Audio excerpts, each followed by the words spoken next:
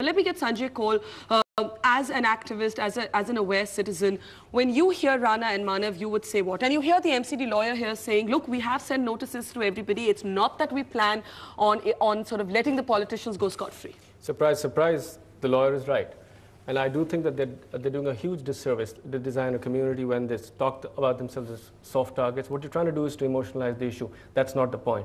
The point is there is something... people's homes and shops is an emotional issue. No, just a minute. When you say it's only us, we are creative, we are sensitive, that spoils the case. I'm for what they're saying. What they're saying is right in that sense, in the sense that if you really understand the High Court's observations on 31st of January, where there was subliminally pressure brought on the High Court to actually say, oh, not just politicians, but the high and mighty. And somebody has poor language skills in the MCD because they said high and mighty, it must be a building.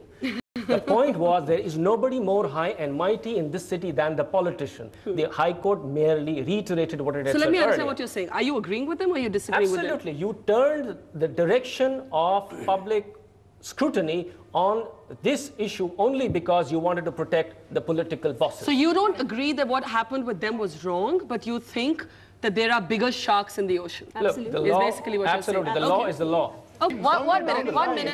Let him, one at a time, please. Yes, one second, Mr. Saxena. Sanjay. Okay, the question I'm responding to is where is it headed? Yes. I have a better solution. Where is it coming from is probably what we really want to know. I think one of the things you need to ask is why is MCD being allowed to actually carry out demolitions in the first place? You're asking a thief to dispense justice? Remember, it was the High Court which pulled them up.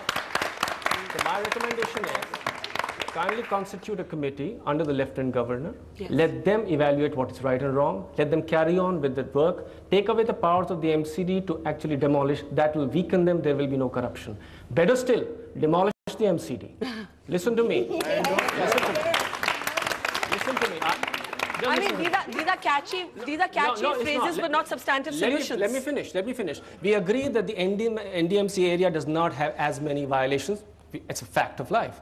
Why can we not have 7 NDMC areas, bodies like that, or the 7 constituencies? We'll have political accountability. Look at the strange situation. People's houses are being broken down. The CM says, oh, I've just realized that MCD is actually out of an act of parliament. We can do nothing about it. Why do we elect you? The bijli comes from the DISCOM, the pani comes from DJB, and the demolition comes from MCD. What are you there for? Okay. So we don't need I'd like to respond. Okay. Yeah. A point. Let me put one question to the audience. If you were tomorrow to have a slum dwellers hutment come outside your home, those of you who think that you would lobby in favor of it being removed, please raise your hands. And that's the majority of this audience. I did this poll to prove a point. Now, okay, one second. And those of you who found your own homes being brought down because they were illegal and found that you had encroached land, please raise your hand. 2 hands. So that should say anything about soft targets, Sanjay. No, it doesn't actually. Well, it's middle-class hypocrisy at its best. No, not really. There's a very good reason, and Mr. Roy actually very correctly pointed it out. But look at the reason. Look at it like this.